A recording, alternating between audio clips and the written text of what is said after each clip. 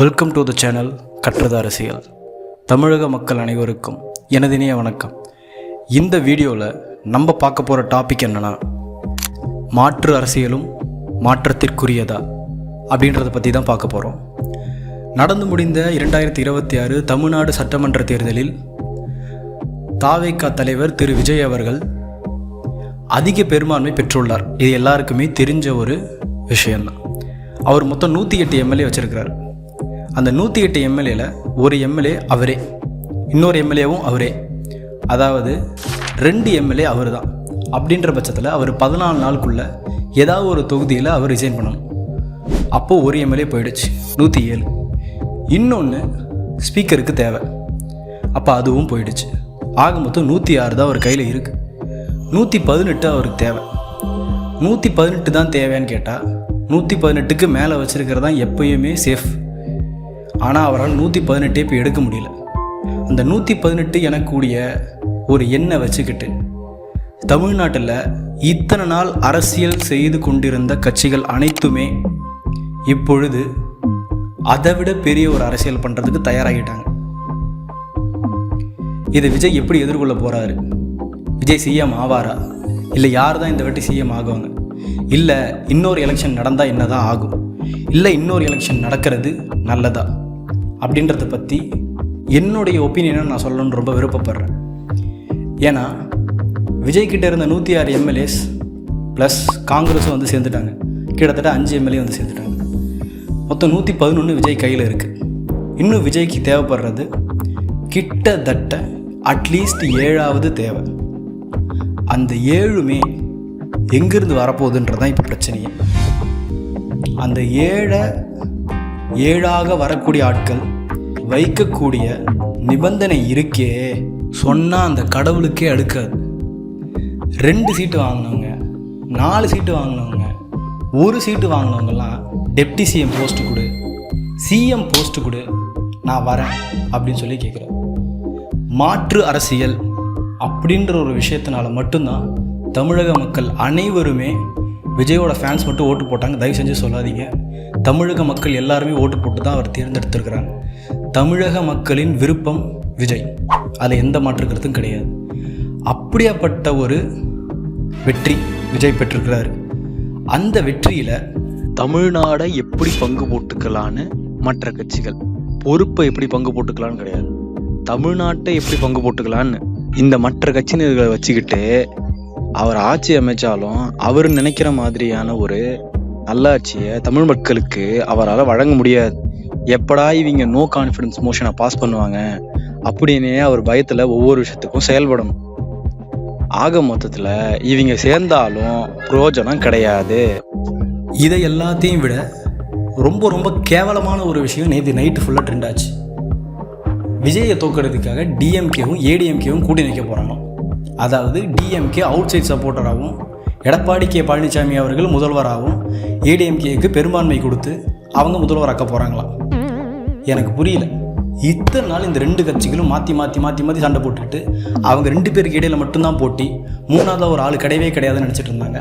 3ஆவது ஒரு ஆள் வரவும் முடியாதுன்னு நினச்சாங்க, வரவும் கூடாதுன்னு நினச்சாங்க. 3ஆவது ஒரு ஆள் வந்ததுக்கு அப்புறமேட்டுக்கு இவங்க 2 பேரும் ஒன்று கூட்டிக்கிட்டு அந்த 3ஆவதாக இருக்கக்கூடிய ஆளை 2ஆவது ஆளாக மாற்ற பார்க்குறாங்க. இது ஒரு வகையில் பார்த்தா விஜய்க்கு நல்லது தான். ஏன் அப்படின்னா, இந்த 2 கட்சியும் கூட்டு வச்சுது அப்படின்னா இந்த 2 கட்சியுமே அழிந்துடும். ஏன் அப்படின்னா டிஎம்கே ஏடிஎம்கே அப்படின்னு இருக்கிற வரைக்கும் தான் இந்த 2 கட்சியில் ஏதாவது ஒரு கட்சி எப்பயாவது மொமெண்டம் எடுக்க முடியும். இந்த 2 கட்சியும் சேர்ந்துருச்சு அப்படின்னா இந்த 2 கட்சியுமே அழியும். அதில் எந்த ஒரு மாற்றமும் கிடையாது. வரலாற்றில் எப்படி காங்கிரஸ் கூட்டணி வச்சு அவங்களோட தன்மையை இழந்து இன்றைக்கி வரைக்கும் அவங்களால தனியாக ஒன்றுமே பண்ண முடியாது, வேறு விஷயம். ஆனால் அவங்களால தேவைப்படக்கூடிய சப்போர்ட்டு கூட பெருசாக பண்ண முடியலையோ, அதே நிலைமைக்கு திமுகவும் அதிமுகவும் தள்ளப்படும்.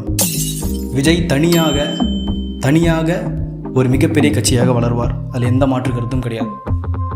இவங்க 2 பேரும் சேர்ந்து ஒரு சிஎம் ஆகி ஆட்சியை பிடிச்சி நம்ம எல்லாத்தையும் நாசமாக்கணும், கொள்ளையடிக்கணும். இவங்களை பொறுத்த வரைக்கும் அவ்வளோதான். நாட்டு மக்கள் நல்லா இருக்கணும் அப்படின்ற எண்ணம் இவங்க யாருக்குமே கிடையாது. இவங்க எல்லாருக்கும் அப்படி ஒரு எண்ணம் இருந்துச்சு அப்படின்னா இப்படியாப்பட்ட ஒரு சூழல் தமிழகத்தில் நிலவாது. சரி விடுங்க, இவங்களை பற்றி புலம்பி 10 பைசா பிரயோஜனம் கிடையாது. என்னை பொறுத்த வரைக்கும் நான் எதை எதிர்பார்க்குறேன் அப்படின்றத நான் உங்கள்கிட்ட சொல்லி ஆகணும். நான் இன்னொரு எலெக்ஷன் தான் எதிர்பார்க்குறேன். I want one more election. பேசுகிறதுக்கு நல்லாயிருக்கும் ஒன் மோர் எலெக்ஷன் அப்படின்ட்டு.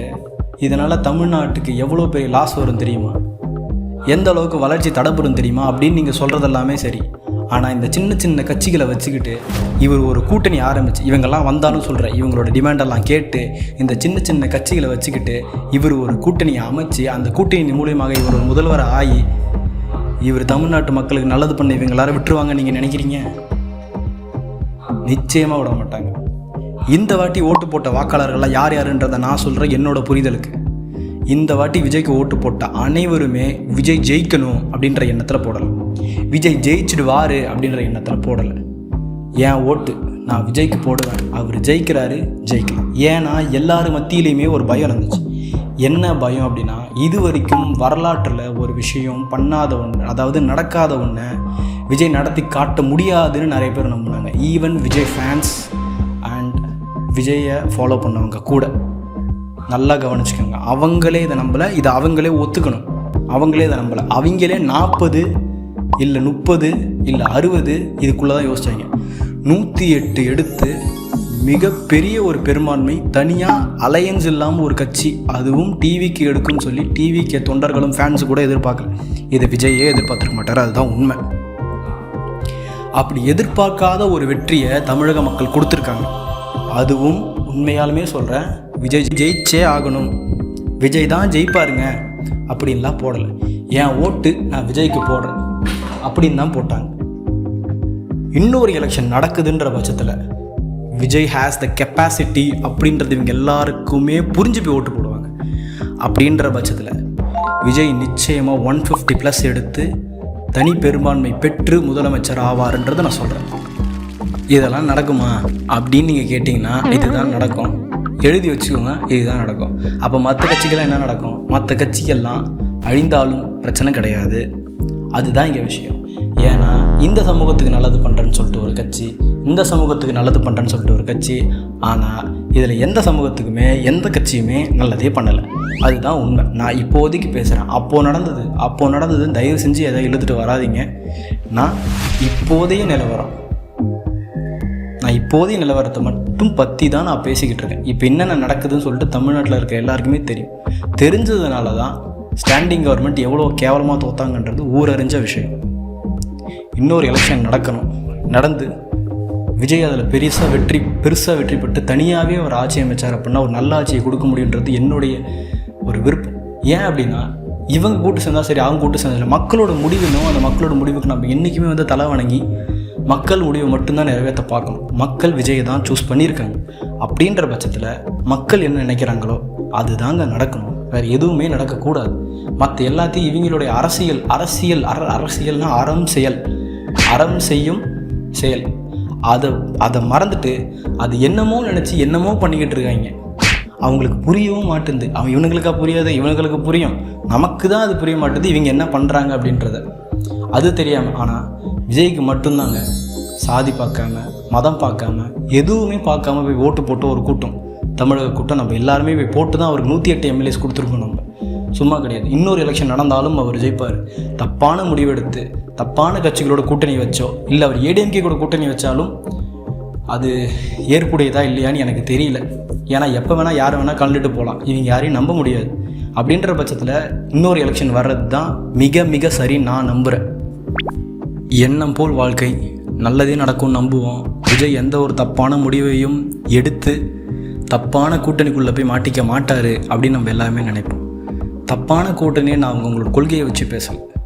ஆனால் அவங்கவுங்க அந்த இடத்துக்கு வரணும்னு ஏன் நினைக்கிறாங்க?